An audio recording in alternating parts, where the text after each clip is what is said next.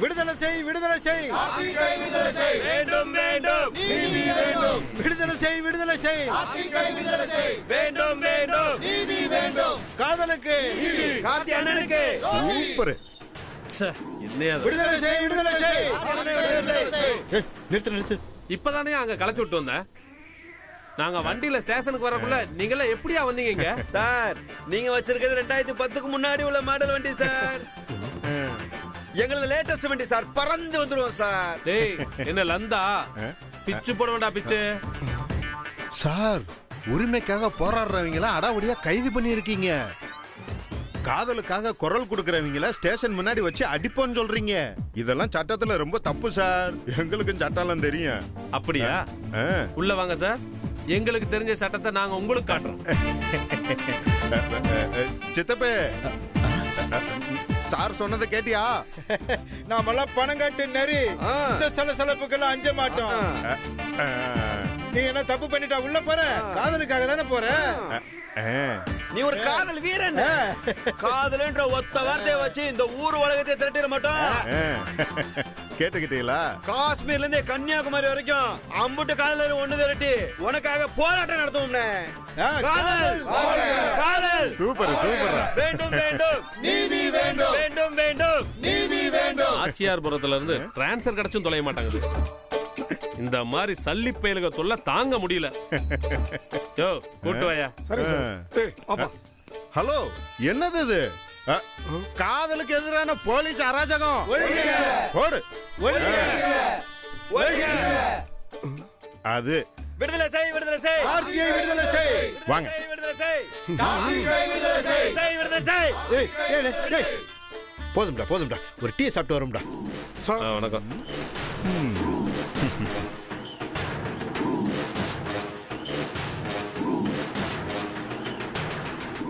உட்காருப்பா. உட்காரியா? ஏன்பா, அதான் உங்க குடும்பத்துக்கும் அவங்க குடும்பத்துக்கும் ஆகாதுல்ல, பேரதுக்கு அவங்க வீட்டு முன்னாடி போய் பஞ்சாயத்து பண்றீங்க? ஏன் சார், ரெண்டு குடும்பத்துக்கு ஆகாதுன்னா அதுக்காக காதலிக்க கூடாதா? இல்ல தெரியாம தான் கேக்குறேன். அந்த பிள்ளை உங்ககிட்ட வந்து கார்த்திகனே லவ் டார்ச்சர் பண்றான கம்ப்ளைண்ட் ஏதாவது கொடுத்துச்சா? இல்ல. அப்போ அவங்க அப்ப ஜெயராமன் வக்கீலு, அதனால அவங்க ஈகோக்கு எங்களை பிடிச்சி உள்ள உட்கார வச்சிருக்கீங்க. சார், காதலோட பவர் என்னன்னு கூடி சீக்கிரம் நீங்க புரிஞ்சுக்குவீங்க. உன் பேரை ஏன்பா நீயே கெடுத்துக்கிறேன்னு நல்லதுக்கு சொன்னா அதை நீ புரிஞ்சுக்கவே மாட்டாங்கற. காதல் வாழ்க, கார்த்தி வாழ்க, காதலுக்கு நீதி, கார்த்திக்கு ஜோதி. விடுதலை செய், விடுதலை செய், விடுதலை செய், விடுதலை செய், விடுதலை செய், விடுதலை செய், விடுதலை செய். மறைச்ச மாதிரி நில்றா. சித்தப்பு, நான் மட்டும் மாட்டா பரவாயில்லையா? போண்டு வா, அங்க போய் ஒளிப்பா. வாழ்க கார்த்தி அண்ணனுக்கு, கார்த்தி அண்ணனுக்கு. சட்டத்துக்கு தேவை காதலுக்கு. டேய் சுப்பராஜ், இந்த பைத்தியக்கார உங்களோட உனக்கு என்னடா ஜோலி? உருப்படியா வேலை பார்க்குற உன்னையும் கெடுத்துட்டாங்களா? பா கோவப்படாதீங்கப்பா, உண்மையான நீதிக்காக போராடிட்டு இருக்கோம்பா. செல்ல பேத்துருவேன். எங்கடா அவன்? அண்ணனை அரெஸ்ட் பண்ணி போலீஸ் ஸ்டேஷனுக்குள்ள வச்சிருக்காங்கப்பா. அது தெரியாமலே நான் ஸ்டேஷனுக்கு வந்திருக்கேன். ஆமா, என் கூட பிறந்த தருதல உனக்கு தெரியுமே, அவன் எங்க? இப்படி சல்லித்தனமான ஐடியாலாம் அவன் தானே கொடுத்தான். ஆமாப்பா. வரட்டும், வீட்டுக்கு வரட்டும். பருத்து எடுத்துருவாங்களோ? கவனிச்சுக்கிறேன்.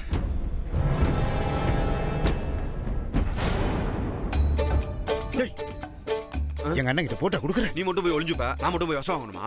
நீங்க கோஷம் போடுங்கப்பா. எங்க அண்ணா உள்ள போயிட்டாரு. காதலுக்கு, காதலுக்கு, காதலுக்கு. ஏன் சார், போன வாரம் பொய்யாமலி ஏசிலாம் வாங்கி கொடுத்துறாம? என்னடா அதெல்லாம்? முதல்ல ஒரு மூச்சு அவங்க குடும்பத்து ஆளுங்க கூட சண்டை இழுத்துக்கிட்டு தெரிஞ்ச, இப்போ அந்த வீட்டு புள்ளைய லவ் பண்றேன்னு 7.5 இழுத்து வைக்கிற. இதைத்தாங்க நானும் நேரம் வரைக்கும் சொல்லிட்டு இருந்தேன்.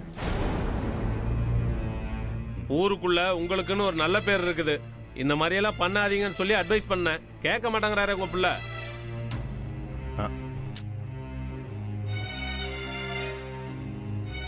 ஐயா, இப்ப என்ன செய்யணும்? எதுவும் கேஸ் வக்கீல நான் பார்க்கணுமா? ஜெயராமன் சார் எஃப்ஐஆர் தான் போட சொன்னாரு. நீங்களே இவ்வளவு தூரம் வந்ததுக்கு பிறகு நான் வேணான்னு பாக்குறேன். அப்போ நான் அவனை வீட்டுக்கு கூட்டிட்டு போலாமா? கூட்டு போங்க. ஃபார்மாலிட்டிஸ் எல்லாம் இருக்குது. இனிமே இந்த மாதிரி நடக்காதுன்னு சொல்லி உங்க பையனை கையெழுத்து போட சொல்லி கூட்டிட்டு போங்க. இதோ எழுதி தரேன்பா. அண்ணே பேப்பர் கொடுங்கண்ணே.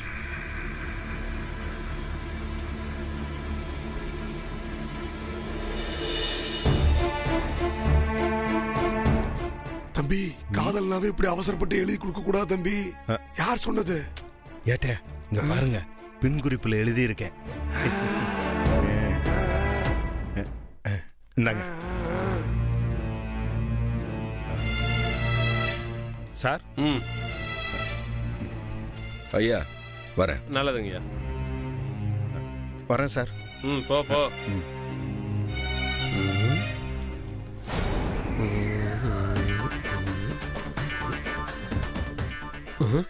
பின் குறிப்பு: ஜோதியை காதலிப்பது தொடரும். அட பயபுள்ள இவன் அடங்க மாட்டான் போல இருக்க. டேய் நம்ம ஆளு வந்துட்டான்டா. டேய் கூட்டத்துக்கு வந்த எல்லாருக்கும் ஆளுக்கு ஒரு 100 ரூபா கொடுத்து கரெக்டா கணக்கு பார்த்து அனுப்பிவிடு. என்ன சித்தப்பு காசு கொடுத்து வச்ச மாதிரி பேசுற? என்கிட்ட எது காசு? மகனே வெளியே வந்துட்டியாடா. இப்ப வலுவா ஒரு கோஷத்தை போட்டோம்னு வச்சுக்க, அவனே அள்ளி குடுப்பாடா. காதலுக்கு ஜோதிக்கு கார்த்தி, கார்த்தி அண்ணனுக்கு ஜோதி, ஜோதிக்கு கார்த்தி, கார்த்தி அண்ணனுக்கு ஜோதி, காதலுக்கு ஜோதிக்கு கார்த்தி, கார்த்தி அண்ணனுக்கு ஜோதி, அண்ணனுக்கு கார்த்தி, கார்த்தி அண்ணனுக்கு ஜோதி, காதலுக்கு வம்பாடுபட்டு சம்பாதிக்கிறதுலாம் இப்படி கோஷம் போடுறவனுக்கு தான் போகுது. கார்த்தி அண்ணனுக்கு ஜோதி, சீக்கிரமா வீட்டுக்கு வந்து சேரு. ஜோதிக்கு கார்த்தி அண்ணனுக்கு ஜோதி, ஜோதிக்கு காதல் போராட்டத்திற்காக காவல் நிலையம் சென்று திரும்பிய எங்கள் அண்ணன் போயிட்டாரு.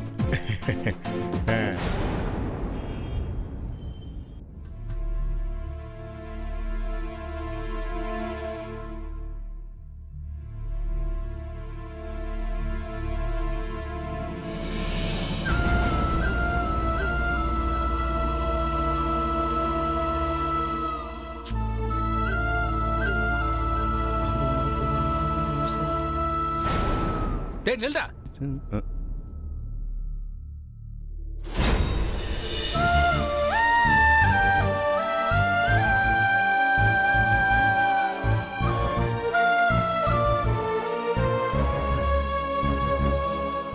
ஏண்டா இன்னும் 80 நாள் தான் நீயும் அசிங்கப்பட்டு என்னையும் அசிங்கப்படுத்தணும் இருக்க? அவங்க குடும்பத்தால நாம் அனுபவிக்கிற துன்பம் பத்தாதா? உனக்கு ஏன்டா நான் சொல்றது எதுவும் புரிய மாட்டேங்குது? உங்களுக்கு தான் நான் பேசுறது எதுவும் புரிய மாட்டேங்குது. மர்மோனே, நீங்க சொல்றது எங்க எல்லாத்துக்கும் நல்லா புரியுது. நாங்க 2 பேரும் அனாதேதே, உங்களுக்கும் எங்களுக்கும் எந்த சம்பந்தம் இல்லைன்னு உங்க நடவடிக்கையிலே நல்லா நிரூபிச்சு காமிச்சிட்டீங்களே. சரசு, இது என்ன பேச்சு? உன் மவளை இவன் கட்டினதான் உறவா? இல்லனா அப்பன் கூட பிறந்த அத்தைங்கிற உறவு செத்தா போயிரும்? செத்துதாம போகும். ஐஸ்வர்யா பிறந்ததுல இருந்து கார்த்தி தான் அந்த புள்ளைய கட்ட போறான்னு ஊரே பேசுது. சொந்த தாய் மாமன் மகள் அவன் கட்டலன்னா அப்புறம் இவளுக்கு ஏதோ குறை இருக்குன்னு ஊர்ல பேசிக்க மாட்டாங்க. எனக்கு தான் குறை இருக்கே மாமா. நான் அப்பா இல்லாதவ, அதுவும் ராஜ பரம்பரையில பிறக்காதவ, சட்டமும் படிக்காதவ. மத்தவங்க மாதிரி சிரிச்சு ஏமாத்தி நடிச்சு நம்ப வைக்கிற சாமர்த்தியமும் என்கிட்ட இல்ல. எனக்கு இம்பட்டு குறை இருக்கிறப்போ மாமாவுக்கு என்னை எப்படி பிடிக்கும்? ஐசு, கோவத்தை கிளப்பாத, அம்பிட்டு தான் பாத்துக்க. என்னடா செய்வ? என்ன செய்வ?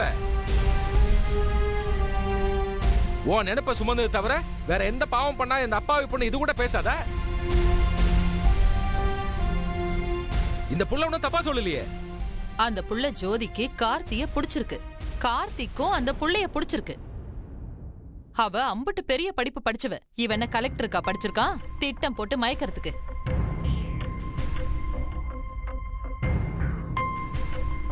மனசு ஒத்து போயிருக்கு, ஒருத்தருக்கு ஒருத்தர் விரும்புறாங்க.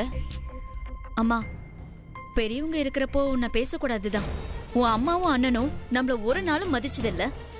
ஜோதி நல்ல புள்ளையா இருந்தா கூட அந்த வீட்ல இருந்து நம்மளுக்கு எதுவும் நல்லது நடக்காது இல்லம்மா. சோபனா, அப்பெல்லாம் ஒன்றும் கிடையாது. அவ இந்த வீட்டுக்கு வர்றதே நல்ல விஷயம்தான்.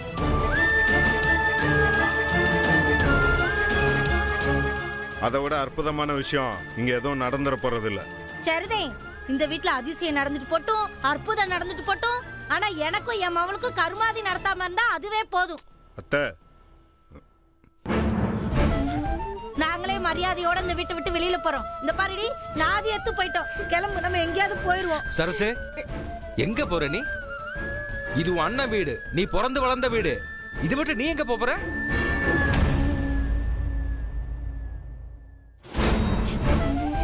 இந்த வீட்டுக்குள்ள யாரு மருமகளா வரணும், யாரு வரக்கூடாதுங்கிறத முடிவு பண்ண வேண்டியது நானு. வேண்டாம் மாமா, எங்களால இந்த வீட்டுக்குள்ள பிரச்சனை வேண்டாம். கார்த்தி மாமாவுக்கு எது நல்லதோ, அவர் யார கல்யாணம் பண்ண சந்தோஷமா இருப்பாரோ அவங்கள கல்யாணம் பண்ணி வைங்க.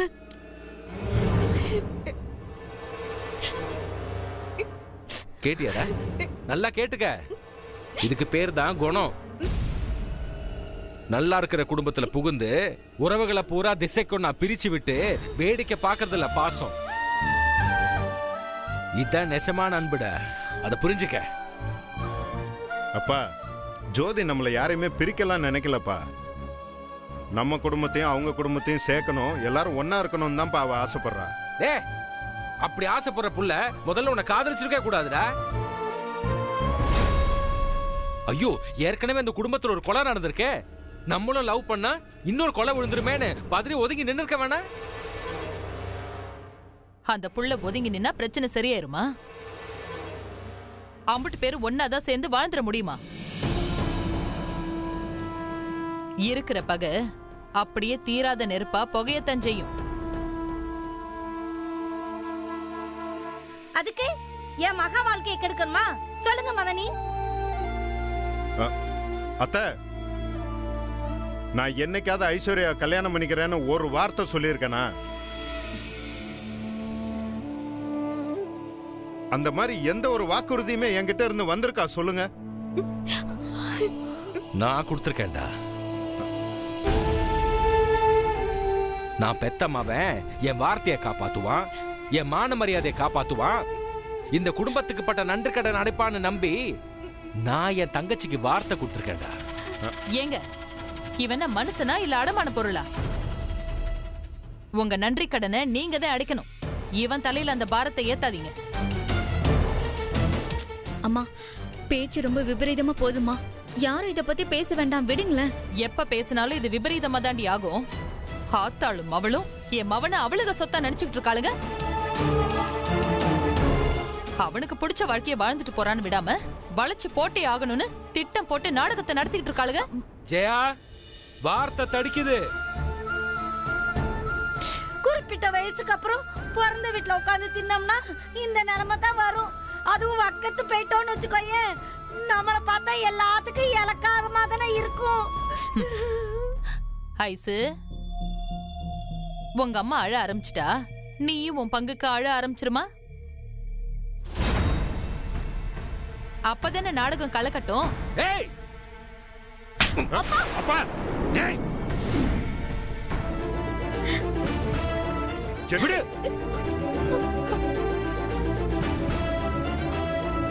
அம்மா, இன்னொரு வார்த்தை பேசுன அப்புறம் நான் மனுஷனா இருக்க மாட்டேன். வேண்டாம் வேண்டான்னு தூக்கி எறிய உன் அண்ணன் மகன் தான் இங்க வந்து நாடகத்தை போட்டு என் மகனை மயக்கி வச்சிருக்கா. இம்பு டேலருக்கு அவதான் காரணம். அப்பா, பேசிட்டு இருக்கும் போது எதுக்குப்பா கையை நீட்டுறீங்க? இதனாலதான் யாரும் அண்ணனோட கல்யாணத்தை பத்தி பேச வேண்டாம்னு சொன்ன. ஒத்த பையல பெத்து அந்த பையல நிம்மதியா வளர்க்கவும் முடியல, வாழ விடவும் மாட்டேங்கிறீங்க. அம்பட்டு பேத்துக்கும் என் மாமா மட்டும்தான் ஆம்பளையா தெரியறானா? ஊர் உலகத்துல வேற பசங்களே இல்லையா? ஏய், பேசாத. எதுக்குப்பா இவ்வளவு ஆவேசப்படுறீங்க? நடிக்கிறா ஏமாத்துறான்னு சொல்றீங்கல்ல, இங்க பாருங்க, ஆஸ்பத்திரியில என்னை சேர்த்தப்ப என் பொண்டாட்டின்னு சொல்லி அவ கையெழுத்து போட்டிருக்கா. இந்த விஷயம் அவங்க வீட்டுக்கு தெரிஞ்சனாலதான் கண்டவனெல்லாம் மாப்பிள்ளைய கூட்டிட்டு வந்து கல்யாணம் பண்ணிக்கோன்னு தொந்தரவு பண்றாங்க. ஒரு பொண்ணோட மனசை கொண்டுட்டு இன்னொரு பொண்ணுக்கு வாழ்க்கை தர்றது எந்த விதத்துலப்பா நியாயம்? டேய், நீ 1000 கத்து பேசு, இந்த மாதிரி கையெழுத்து கூட காட்டு, ஆனா ஏன் மனசை மாத்த முடியாது. சரசு, நீ உள்ள போ. நான் சொன்ன தேதியிலேயே என் மகனுக்கும் மகளுக்கும் நிச்சயதார்த்தம் நடக்கும்.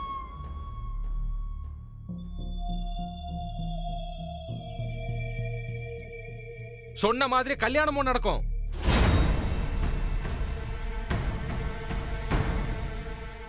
அப்பா, என்னப்பா இது? நான் பேச வேண்டியது பேசிட்டேன். இனிமே யாரும் எதுவும் என்கிட்ட பேச வேணாம். எல்லாரும் போங்க.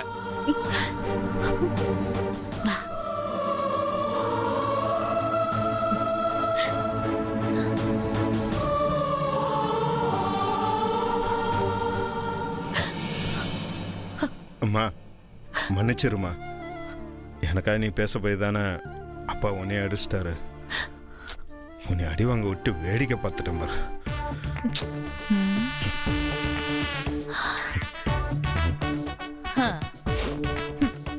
டேய் பைத்தியக்காரா, ஆத்தாலும் அவளும் அழுது நாடகம் போட்டுதானே உங்க அப்பாவை இப்படி மாத்திருக்காளுங்க.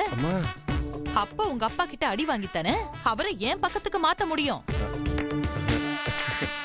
என்னம்மா, என்ன சொல்ற நீ? அடிச்சிட்டாருல. ஆமா, இன்னைக்கு நைட்டு முழுக்க அவர் தூங்க மாட்டாப்ல. உன் அப்பாவை மாத்துறது ஏன் பொறுப்பு. ஜோதிய சண்டை சச்சரவு இல்லாம கல்யாணம் பண்ணிக்க வேண்டியது உன் பொறுப்பு. புரியுதா? அம்மா, உன்னை மாதிரி அம்மா இந்த ஊர் பயிலுக்கெல்லாம் கிடைச்சாங்கன்னா அம்புட்டு பயில லவ் மேரேஜ் தான் பண்ணுவாங்க.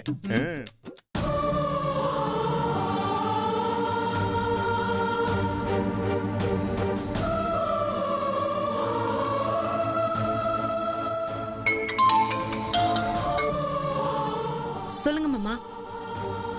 கார்த்தி மாமாவை வீட்டுக்கு கூட்டிட்டு வந்துட்டீங்களா? ஸ்டேஷன்ல வேற எதுவும் பிரச்சனை இல்லையே? இல்ல. சரிங்க மாமா. ஜோதி, சொல்லுங்க மாமா. நான் உன்கிட்ட கொஞ்சம் பேசணும். பேசலாம் மாமா. போன்ல இல்ல, நேரா பேசணும். அப்படியா? சரிங்க மாமா, கோயில் கிட்ட வந்துடுறேன்.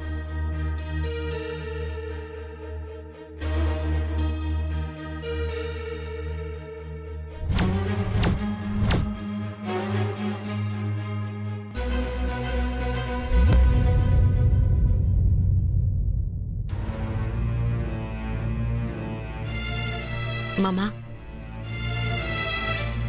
இப்போ விஷயம் எதுவா இருந்தாலும் சரி, தயங்காம நீங்க என்கிட்ட பேசலாம். எதுக்காகவும் நான் உங்களை தப்பா நினைக்க மாட்டேன். மாமா இப்படி பேசிட்டாங்களேன்னு சங்கடப்படவும் மாட்டேன்.